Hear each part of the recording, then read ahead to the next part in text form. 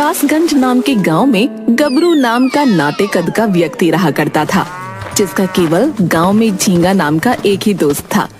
एक दिन गबरू आराम से घर में सो रहा था कि तभी उसका दोस्त झींगा वहां आ गया। अबे उठ उठ गबरू, हो तू अभी तक सो रहा है बे? अबे समय देख रहा है, दोपहर के 12 बज रहे। अरे यार, कितना अच्छा सपना देख रहा था। अबे उठा क्यों दिया मुझे? अबे पूरे 4 दिन से तू हुकुमचंद की हवेली में काम पर नहीं गया बे। अबे तेरे बदले का सारा काम मुझे करना पड़ रहा है, समझा? अरे तो कौन सा एहसान कर रहा है तू? है इससे पहले तू भी 10 दिन के लिए लापता हो गया था, तब मैंने भी तेरे बदले का काम किया था, समझा? वैसे तू किसके सपने देखकर मुस्कुरा रहा था? हमें भी तो बता यार। मैं सपने में हमेशा जो है एक सुंदर कन्या को देखता हूँ, अपनी पत्नी के रूप में। गबरू, तेरे सपने भी मुंगेरी लाल के सपनों की तरह है। बिल्ली को सपने में चूहे ही नजर आते हैं। कितनी बार कहा है कि अपने सपने में सुंदर कन्याएं देखना बंद कर दे। ओए, मेरे सपने देखने से तुझे क्या ऐतराज है? ओए, सच तो यह है कि मेरे सपने वाली सुंदर कन्या से तू चलता है। हाँ, फिलहाल तो तेरी किस्मत में कन्या लिखी हो तो उस दिन तो गंगा नहा लियो। अब चलकर चाय पीते। गबरू और झींगा चाय की दुकान पर चले गए कि तभी वहाँ पर गांव का मुखिया हाथों में शादी का कार्ड लेकर आ गया। अच्छा हुआ तुम दोनों यहीं पर मिल गए। अब क्यों, क्या हुआ? तुम्हें हमसे क्या काम पड़ गया? वैसे तो तुम किसी काम के हो नहीं गबरू, हैं? हाँ, पर एक काम तो तुम्हें अच्छी तरह से आता है, और वो काम पता है क्या है? अरे भोजन करना, है ना? ये मेरी बिटिया की शादी का कार्ड है, वही देने तुम्हारे घर पर जा रहा था, लेकिन अब तुम यहीं मिल गए हो तो ये पकड़ो शादी का कार्ड। गबरू ने और झींगा ने शादी का कार्ड ले लिया। मुखिया जी, आप अपनी बेटी का विवाह किससे करा रहे हैं? अरे पड़ोस के गांव के जमींदार के बेटे के साथ। पूरे 50 बीघा जमीन है उनके पास, 50 बीघा। हाँ, पता नहीं ये दहेज की परंपरा हमारे समाज में कब खत्म होगी। गांव में एक अच्छा खासा गबरू नौजवान हमारे गांव में कुंवारा बैठा है, और आप हैं कि अपनी बेटी का विवाह पड़ोस के गांव के लड़के से कर रहे हैं। आखिर तू कहना क्या चाहता है गबरू? अरे देखिए, मुझे देखिए गौर से, देखिए मुझे मुखिया जी। भला गांव में गबरू जवान मेरे अलावा और कौन हो सकता है? गबरू की बात सुनकर मुखिया का चेहरा क्रोध से लाल हो गया। तुम्हारा दिमाग तो सही है गबरू, है? तुमने कभी खुद को आईने में देखा है? 3 फुट से ज्यादा तुम चाहकर भी कभी लंबे नहीं हो सके, हैं? और मेरी बेटी झुमरी पूरे 5 फुट की है, 5 फुट की है। अरे शादी के बाद जब उसका पुत्र होगा और वो जब 5 वर्ष का हो जाएगा ना, तो उसकी और तुम्हारी लंबाई जो है वो बराबर होगी, समझे? आप मेरा अपमान कर रहे हैं। अपमान नहीं, सच्चाई बता रहा हूँ। वैसे भी तुम्हें शादी का कार्ड मजबूरी में दे रहा हूँ, क्योंकि तुम्हारे पिताजी से मेरे अच्छे संबंध थे, इसीलिए।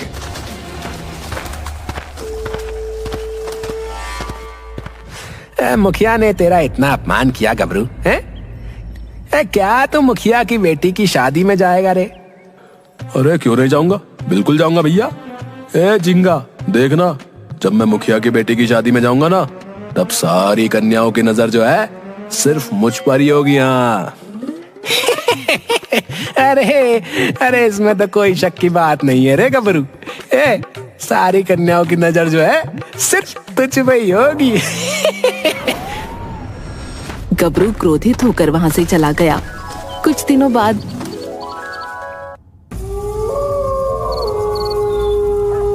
झींगा और गबरू मुखिया की बेटी की शादी में चले गए। शादी में गबरू की नजर गांव की एक सुंदर कन्या पर पड़ी।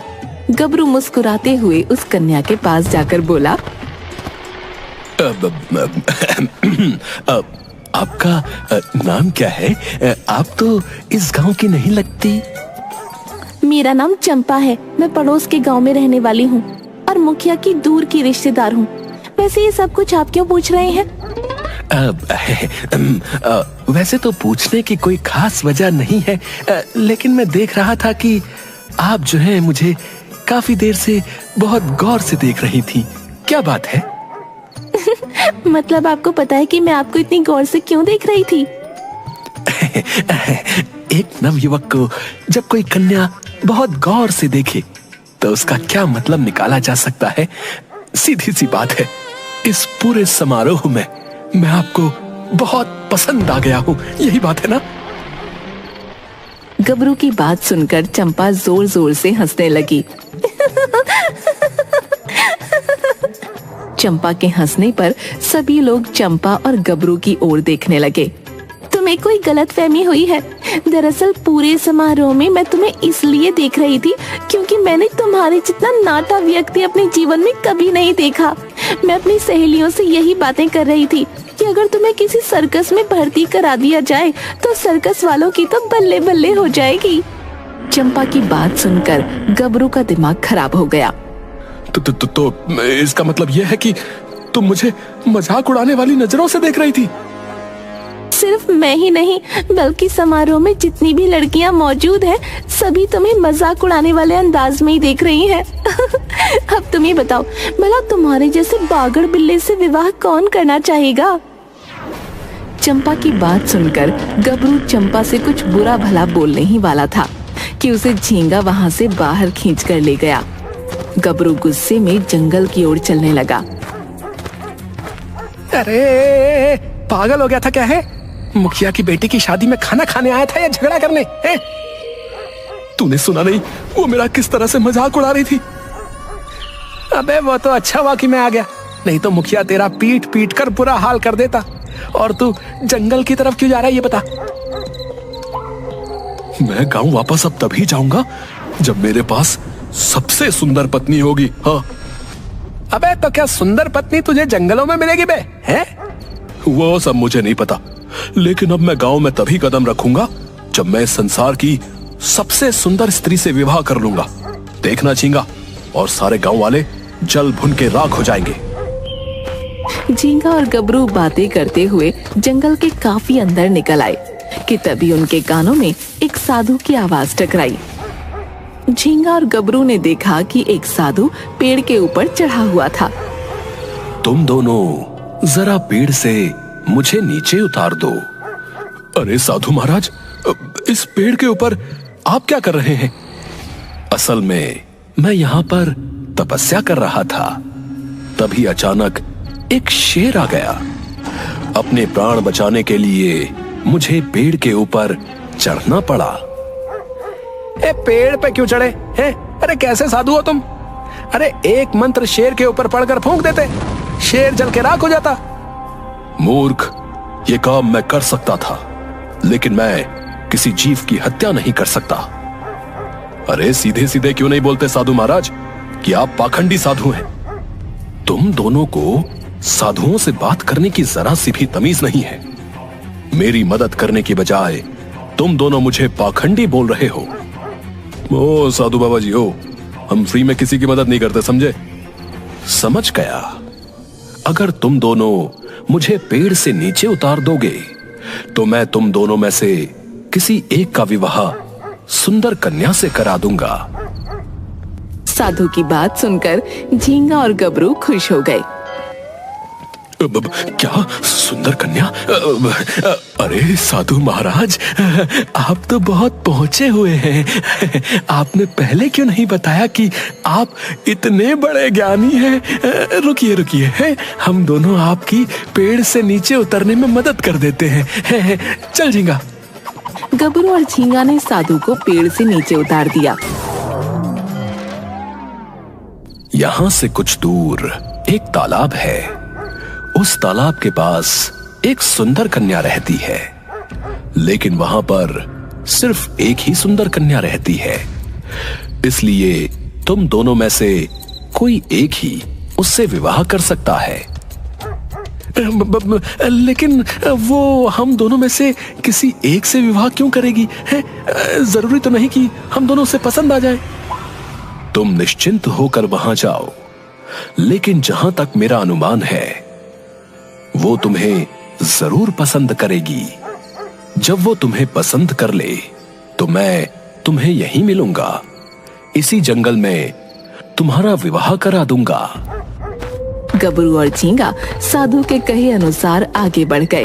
कुछ दूर चलने के बाद उन्हें एक तालाब मिला। ए गबरू, यहाँ तो हमें कोई भी आसपास रहता हुआ नजर नहीं आ रहा रे। तभी वहां धुंध छा गई। ये क्या हो रहा है गबरू? उस साधु ने हमें किसी गलत जगह पर तो नहीं भेज दिया यार? झींगा ने इतना बोला ही था कि धुंध वहां से खत्म हो गई। उन दोनों के सामने एक बेहद सुंदर स्त्री खड़ी हुई उन दोनों को देखकर मुस्कुरा रही थी। झींगा भाई, मैंने ना इतनी सुंदर स्त्री ना अपने जीवन में नहीं देखी। तुम चाहे बुरा मानो या भला मानो, स्त्री से विवाह तो मैं ही करूंगा, भले ही मुझे इसके लिए तुम्हारी जान ही क्यों ना लेनी पड़े। जैसी तुम्हारी इच्छा गबरू है, तुम ही इस स्त्री से विवाह कर लो, लेकिन फिलहाल तो ये स्त्री तय करेगी कि ये किससे विवाह करेगी, समझे? गबरू उस स्त्री की ओर देखकर बोला, मेरा नाम गबरू है, हमें यहाँ पर एक साधु महाराज ने भेजा है। उन्होंने कहा था कि तुम्हें यहाँ पर एक सुंदर स्त्री मिलेगी और वो सुंदर स्त्री हम दोनों में से किसी एक को पसंद कर लेगी।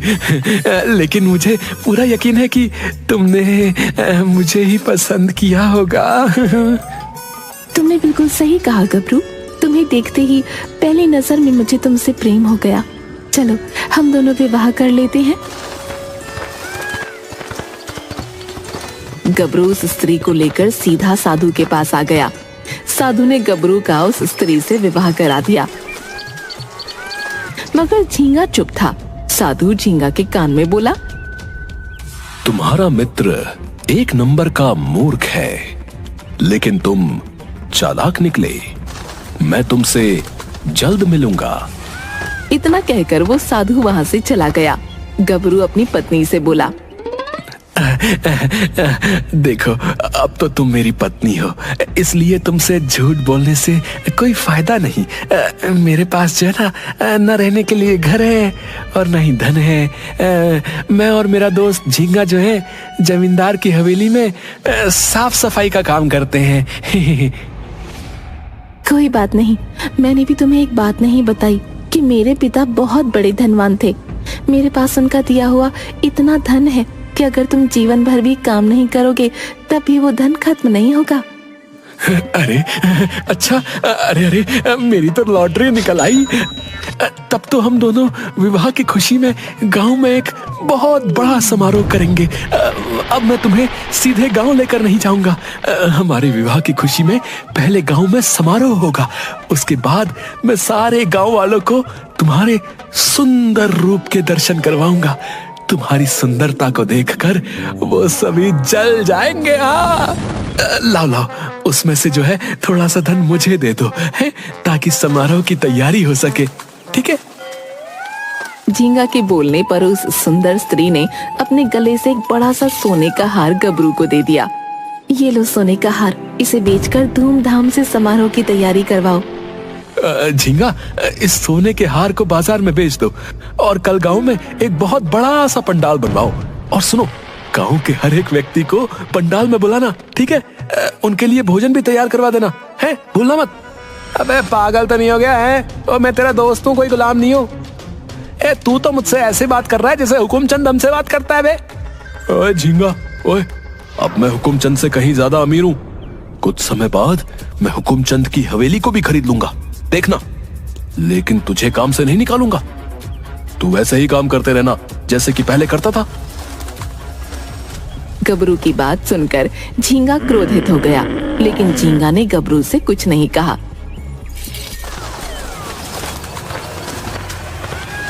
झींगा ने उस सोने के हार को बेचकर अगले दिन गांव में बहुत बड़ा पंडाल तैयार करवा दिया। पंडाल तैयार होता देख गांव का मुखिया झींगा से बोला, क्या बात है झींगा, तेरे पास इतना धन कहाँ से आया है?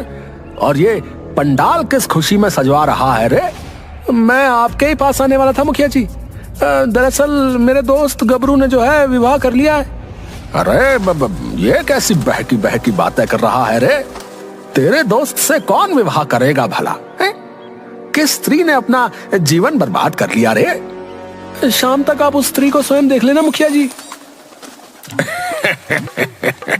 तो फिर सारे गांव के लोगों को मैं आमंत्रित करूंगा।